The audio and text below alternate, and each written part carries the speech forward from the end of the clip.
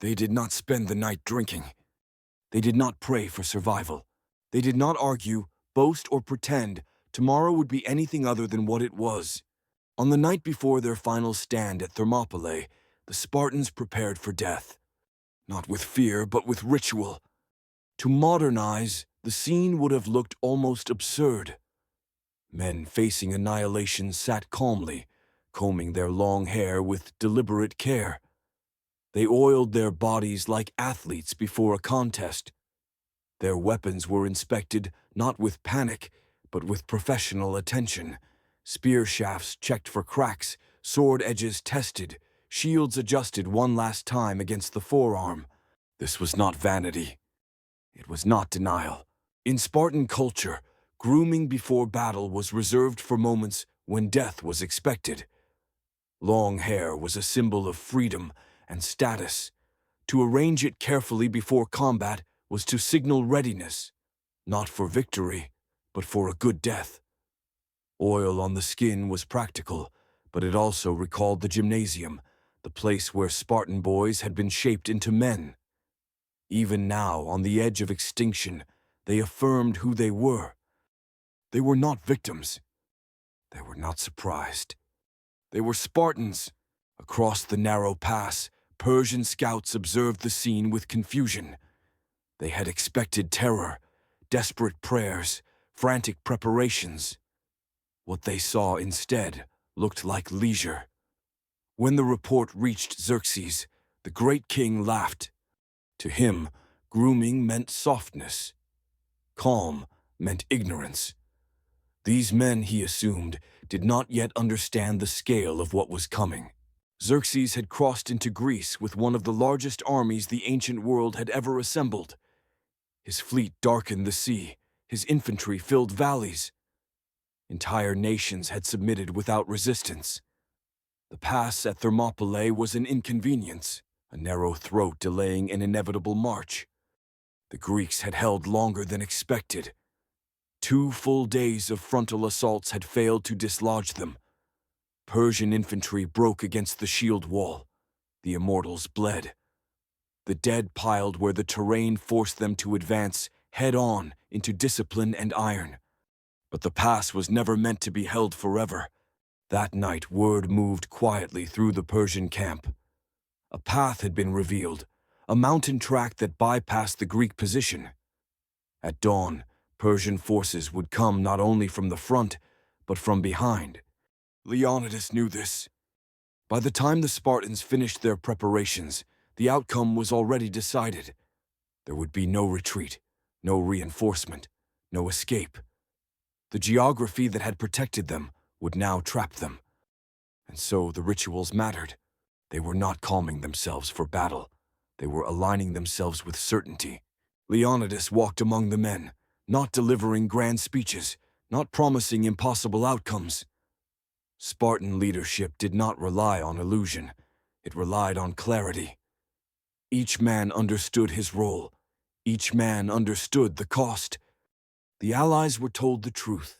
At first light, Leonidas dismissed most of the Greek contingents, not because they were cowards, but because their deaths would not change the result. Their survival, however, might still matter. Athens needed time to evacuate.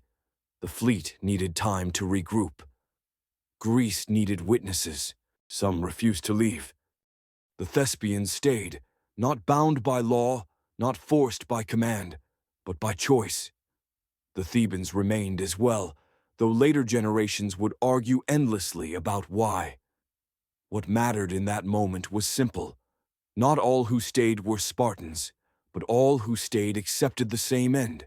Before dawn, as the sky began to thin from black to gray, Leonidas is said to have given one final instruction. Eat, not because food would save them, but because a warrior should not meet death hungry. Tonight, he told them, we dine in Hades. It was not bravado. It was not poetry. It was logistics. The men ate in silence. When the sun rose on the 3rd day, the pass was already lost. Dawn did not arrive with drama. It came quietly, as it always does, indifferent to decisions already made. Mist clung to the rocks above Thermopylae as the first Persian units began moving along the mountain path. They advanced in silence, not with the thunder of an assault, but with the confidence of men who knew the ground ahead would soon belong to them. The track was narrow, uneven, and slow, but it did not matter. By the time the sun fully cleared the horizon, the Greeks below would be surrounded. Leonidas received confirmation early. Signals moved through the camp without panic. There was no sudden shouting, no scramble to improvise a defense that no longer existed. This was not a moment for tactics. It was a moment for selection. He summoned the Allied commanders and spoke plainly. The position was compromised. The enemy would strike from two directions. Holding the pass was no longer possible. What remained was delay, measured not in hours, but in blood. Most of the Allies were dismissed. This decision has echoed for centuries, often misunderstood as arrogance or theatrical sacrifice. In reality, it was calculation. A larger mixed force would break faster under encirclement. A smaller corps, trained to fight without hope of relief, could hold longer, and more importantly, could die without collapse. Those ordered to leave did not all go willingly. Some protested, others hesitated. But the order stood. Greece needed men alive, not martyrs stacked uselessly at a dead pass. The Spartans remained. So did the Thespians, refusing to abandon the field. Their presence mattered more than later historians would allow. They were not compelled by law. They had no obligation to die there. They stayed because they chose to share the end. The Thebans stayed as well, though their reasons would be debated long after their bodies lay buried beneath the pass. Leonidas now commanded a force that could not win, could not withdraw, and could not be reinforced. That was precisely why it would hold. When the Persians attacked, they did so with urgency. Xerxes understood what was happening. The delay had already cost him. His army had stalled before all of Greece, and rumor spread faster than orders. This final assault needed to be decisive. The Greeks advanced from the narrowest point of the pass, pushing forward beyond their previous defensive line. This was no longer about maintaining formation. It was about closing distance and maximizing damage before encirclement tightened. They fought not to preserve the wall, but to shorten the time it took to die. Herodotus describes a ferocity sharpened by certainty. Men who expect survival fight carefully. Men who know they will not survive fight differently.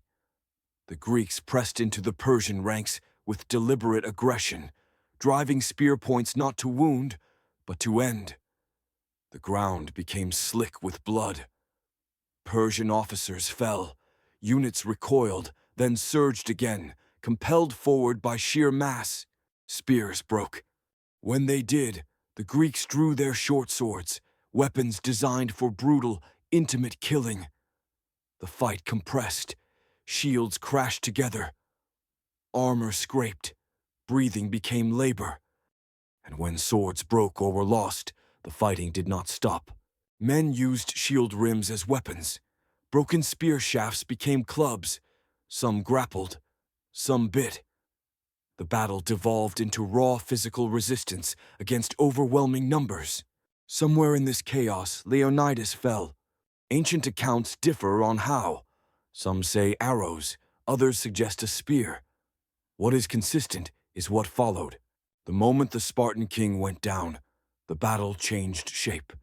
The Greeks did not break. They converged. A savage struggle erupted over Leonidas's body. The Persians pushed forward, determined to claim it, not only as a trophy, but as proof that resistance had ended. The Greeks counterattacked again and again, driving them back repeatedly. Herodotus records that Leonidas's body was recovered 4 times, each time at terrible cost. This was no longer a battle for ground. It was a battle for meaning. Eventually, the pressure became too great. Persian forces poured in from behind.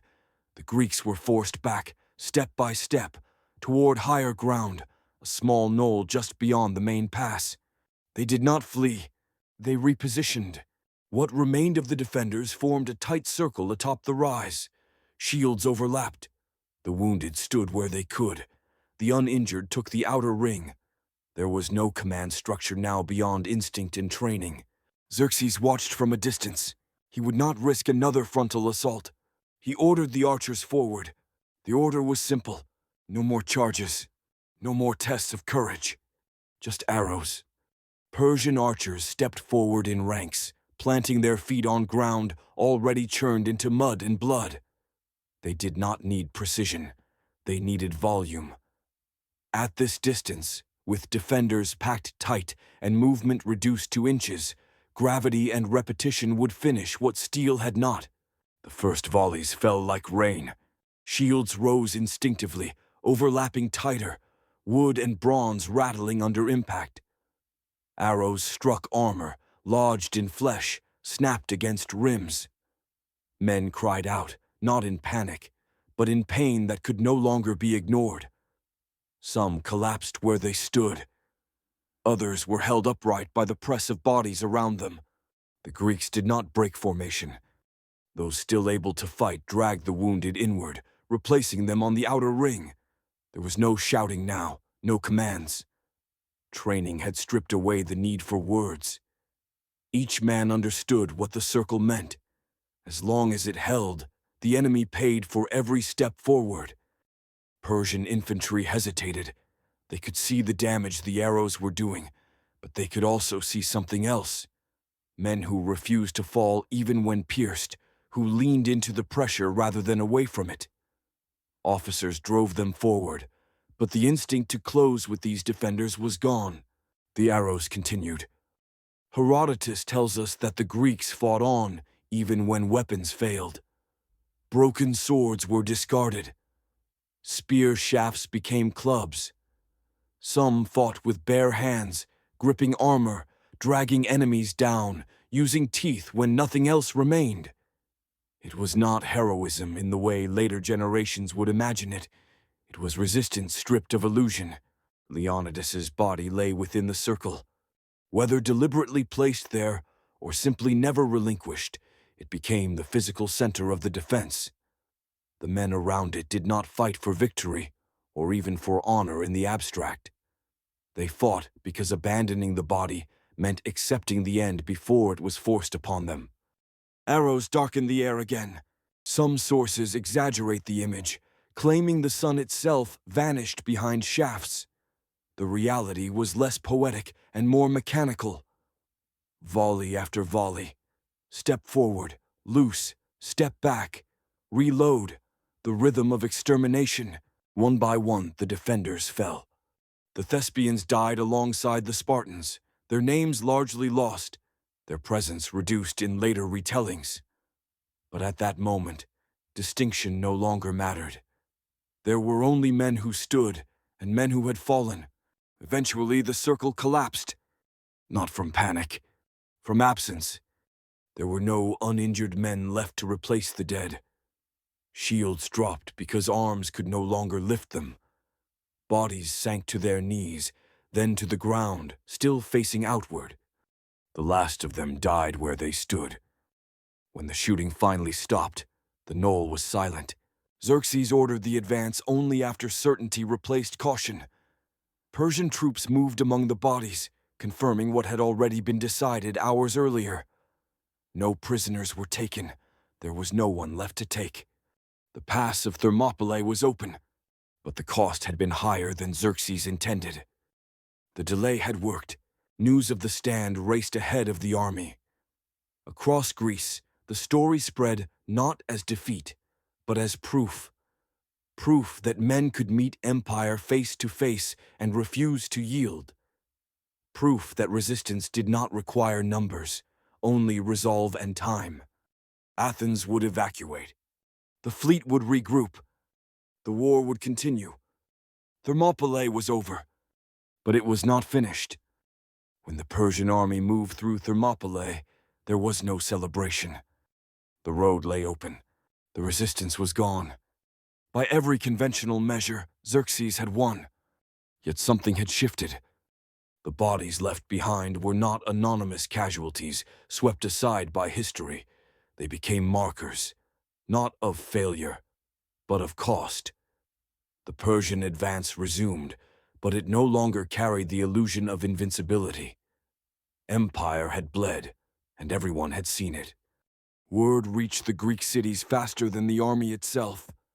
Not exaggerated numbers, not heroic fantasies, just the fact. A small force had stood, fully aware of the outcome, and refused to move. In Athens, the evacuation accelerated. The population abandoned the city, trusting the fleet rather than the walls. It was a decision shaped directly by Thermopylae. The stand had bought time, not weeks, but days that mattered. Themistocles used those days. Ships gathered, crews prepared, plans hardened. The Greek fleet withdrew into the narrow waters near Salamis, where numbers would matter less than coordination and terrain. Persian commanders, confident after Thermopylae, followed. They believed the Greeks were broken. They were wrong. At Salamis, the Persian fleet entered confined waters and lost the advantages that had carried it across the Aegean. Greek triremes rammed and shattered larger, less maneuverable ships. Confusion spread. Signals failed. What had been overwhelming mass became obstruction. Xerxes watched from the shore as his navy collapsed. The defeat was not total, but it was decisive enough. The invasion had lost its momentum. Supply lines strained, morale cracked. The image of inevitable conquest, already damaged at Thermopylae, fractured completely. The following year, at Plataea, the Persian land army was finally destroyed. The war ended not with a single dramatic moment, but with the slow recognition that Greece could not be absorbed without unacceptable cost. And Thermopylae remained. Not as a tactical lesson, it was a disaster. Not as a blueprint for victory, it guaranteed none. It endured because it clarified something fundamental. That resistance does not need to succeed to matter. That delay can be as powerful as triumph. That morale is a weapon, and sometimes the most dangerous one. The Spartans who combed their hair the night before the battle did not believe they would be remembered. Memory was not their concern. They believed only that the past should not be taken cheaply. It wasn't. Long after the bodies were buried, a simple inscription marked the place. "Stranger, tell the Spartans that we lie here, obedient to their laws." It was not a boast. It was not defiance. It was a statement of fact. They stayed. They held. And by dying where they stood, they made it possible for others to live, regroup, and win. That is why Thermopylae survived history. Not because it was glorious, but because it was honest.